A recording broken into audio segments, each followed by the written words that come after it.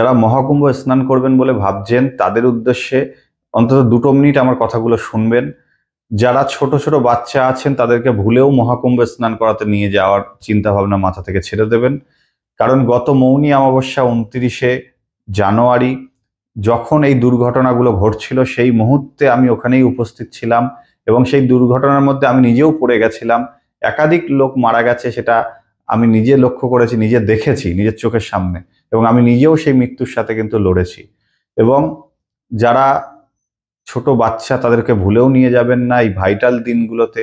এছাড়া যদি বয়স্ক কোনো বাবা মা বা বয়স্ক কেউ বাড়ির থাকে তাদেরকেও নিয়ে যাওয়ার কোনো প্রয়োজন নেই।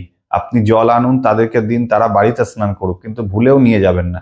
আর 3 নম্বর হচ্ছে যারা হাঁটতে পারেন না, যারা হাঁটতে পারেন না তারাও ভুলে যাবেন না। আমার এই ভিডিওটা বানানোর কারণ হচ্ছে আমি নিজে মৃত্যুর মুখ থেকে ফিরে এসেছি এবং স্নানও করে এসেছি, এটাও সত্যি কথা। তো সেই মৃত্যুর মুখ থেকে যে ফিরে আসার অভিজ্ঞতা আমার থেকে ভালো ওই মুহূর্তে যারা ছিল না তারা অন্তত জানবে না।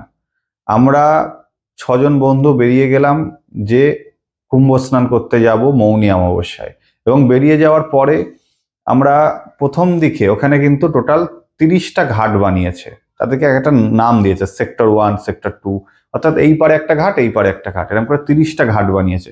আর মিডিল থেকে নৌকাটা যাচ্ছে, নৌকা বলছি, মিডিল থেকে যে গঙ্গাটা যাচ্ছে, তার মধ্যে সব থেকে ভাইটাল যে ঘাটে লোকে স্নান করার জন্য দৌড়াচ্ছে বা বেশি ভিড় সেটা হচ্ছে ত্রিবেণী সঙ্গম ঘাট।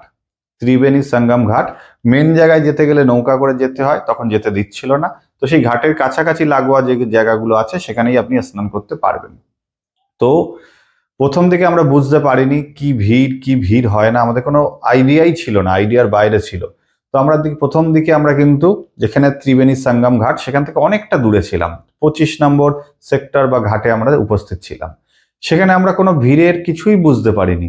নর্মাল 100-150 লোক সেখানে কিন্তু স্নান করছিল বা উপস্থিত ছিল, বা 200 লোকই হতে পারে খুব বেশি। তো তখন আমরা ওই পারে যাব বলে সকাল থেকে চেষ্টা করছি, কিন্তু পুলিশ আমাদের ওই পারে যেতে দিচ্ছে না।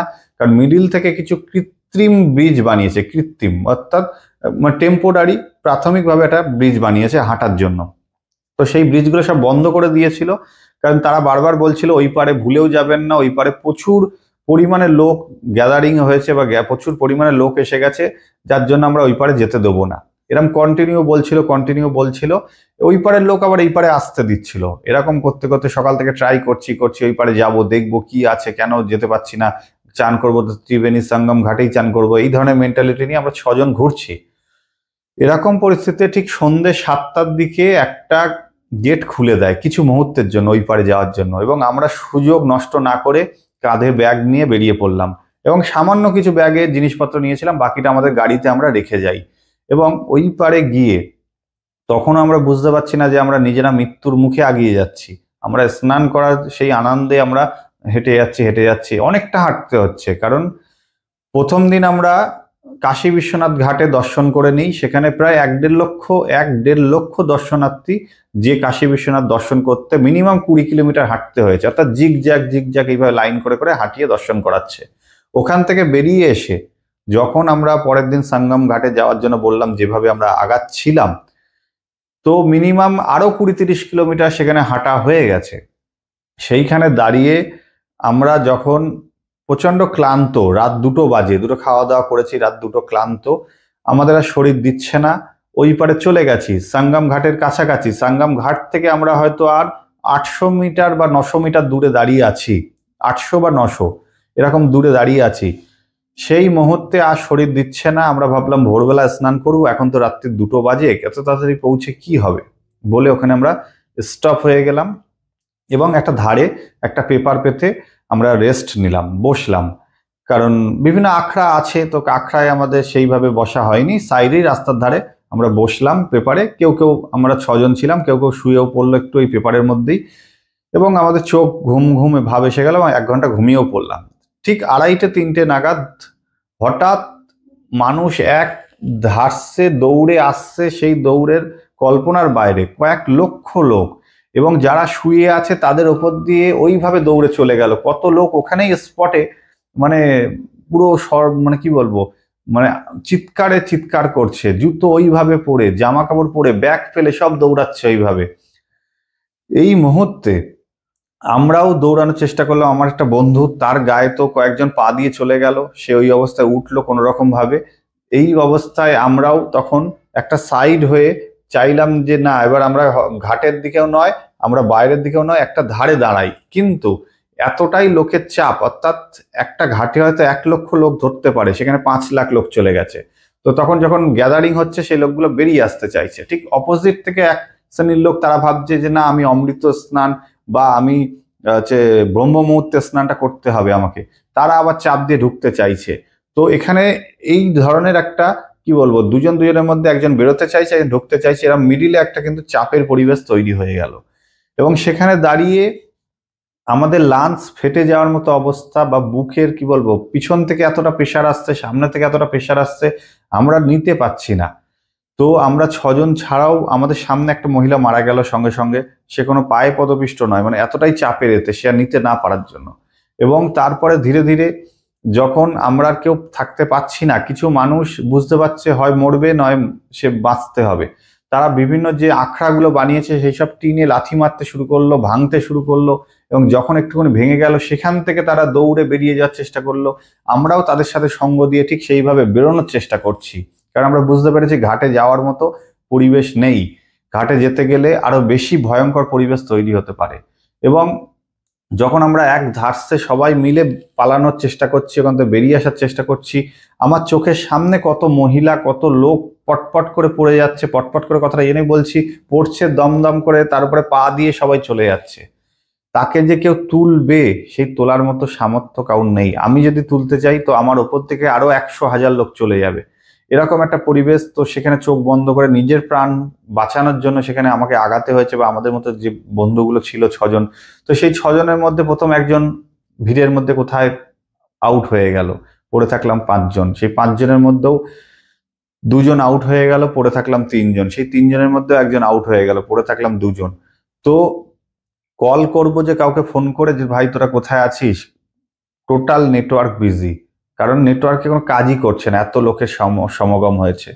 এখানে প্রশাসনের দুটো বলবো, খুবই খারাপ লেগেছে আমার।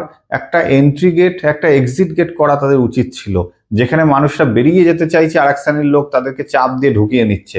এই শ্রেণীর লোক বেরিয়ে যেতে চাইছে, এই শ্রেণীর লোক ঢুকতে চাইছে একই রাস্তা দিয়ে। তো সেখানে একটা গোলযোগের পরিবেশ তৈরি হলো।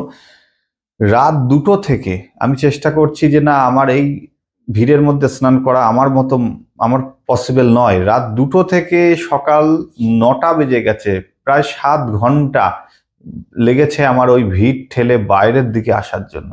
যদিও বাইরের দিকে এলাম, পুলিশকে জিজ্ঞেস করলাম যে আমি সেক্টর 25 থেকে এসেছি, আমি সেখানে কি করে পৌঁছাবো বলুন। পুলিশের একটু গুরুত্ব বা ভূমিকা একটু বাড়ানো উচিত ছিল, বর্তমানে হয়তো বাড়িয়েছে। সেটা হচ্ছে, বিভিন্ন জায়গা থেকে প্রশাসন নিয়ে এসছে, তাদের আদৌ জানে না কোন জায়গাটা কোন ঠিকানা। তো আমাকে একটা পুলিশ বলে দিল, এই 7 কিলোমিটার ব্রিজটা পার করে যান, ওই পারে গেলেই আপনি আপনার লোকেশনে পৌঁছে যাবেন। ওই পারে যখন চলে গেলাম, তখন পুলিশ বলছে না, এই পারে তো যাওয়া যায় না, আপনাকে ওই পার থেকেই যেতে হবে। আবার ওই পারে 7 কিলোমিটার হেঁটে হেঁটে আসতে হলো, কারণ টোটাল গাড়ি বন্ধ। তো সেখানে দাঁড়িয়ে একটা টাইম মন স্থির করলাম, ঠিক আছে, রাত তো পার হয়ে গেছে, এখন সকাল 10টা-11টা বাজে, যে করে হোক সঙ্গম ঘাটে গিয়ে স্নান করার চেষ্টা করব। এবং আবার ঠেলাঠুলি করে স্নান করলাম, করে ধীরে ধীরে ধীরে আমি কিন্তু আমার যে জায়গা সেখানে ফিরলাম।